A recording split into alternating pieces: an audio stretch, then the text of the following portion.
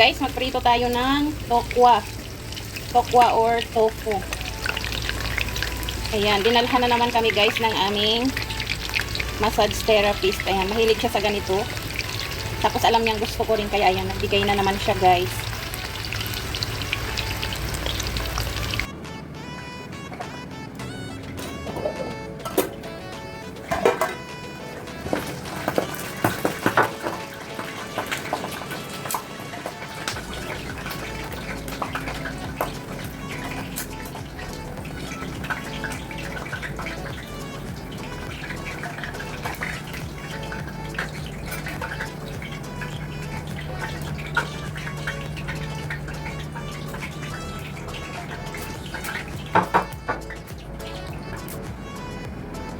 Yan guys, painitin na natin itong kawali. Lagyan natin ng oil. Ito yung pinagprituhan ko ng tokwa guys.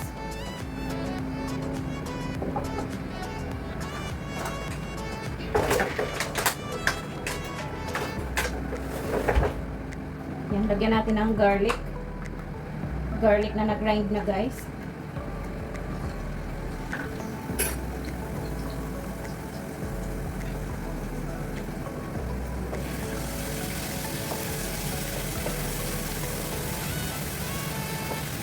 Ayan, naglalaga nga rin pala ako ng itlog guys.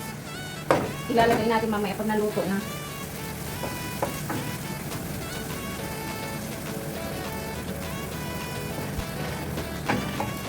Ayan, kapag medyo na-brown na yung garlic guys, ilagay na natin itong green peas.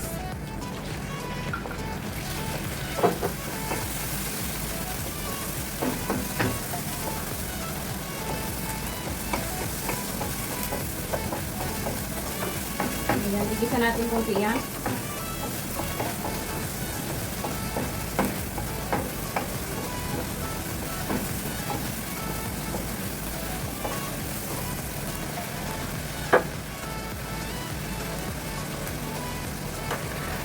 Lagyan natin ng ketchup. 1 cup to guys. Kunti na lang laman niya.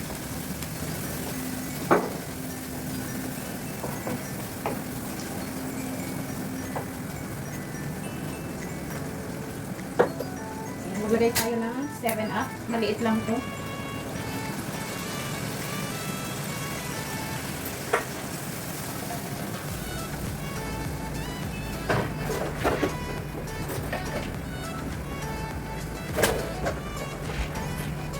Lagyan natin ng chicken cubes guys. Isang piraso lang.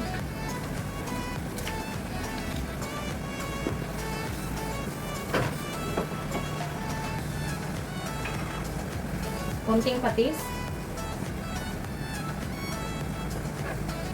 Siyempre, tikman nyo muna mamaya kapag sakto na sa inyo ang panlasa, guys.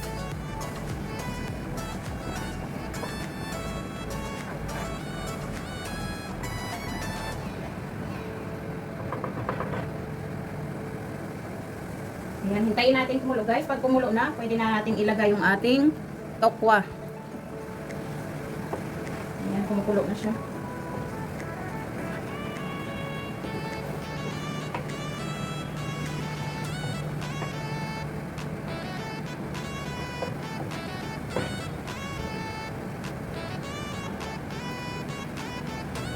Ayan, ilagay natin yung ating tokwa.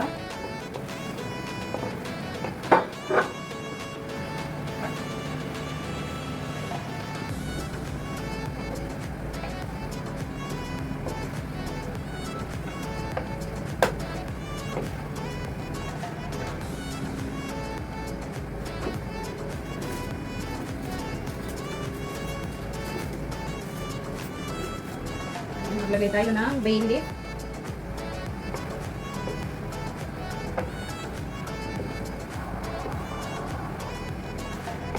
I-simmer muna natin siya guys. Slow fire lang. Ayan, takpan muna. Ayan guys, bago natin makalimutan, maglagay tayo ng chili flakes. Ayan, para medyo spicy yung ating tofu.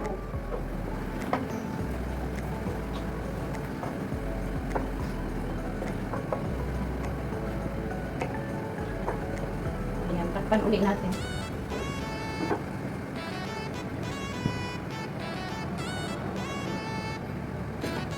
Ayan guys, okay na po. Ilagay na natin yung ating itlog. Ayan. Yummy. Ayan, so pwede na natin i-off guys. Ito na yan para hindi naman siya mag-dry masyado. Ayan. Tapos tikman nyo na lang guys kung okay na sa inyo yung lasa niya. Ayan. Siyempre tikman natin. Yummy guys, yummy.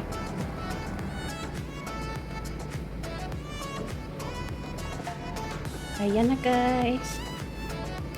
Kain na tayo. Yum. Yummy.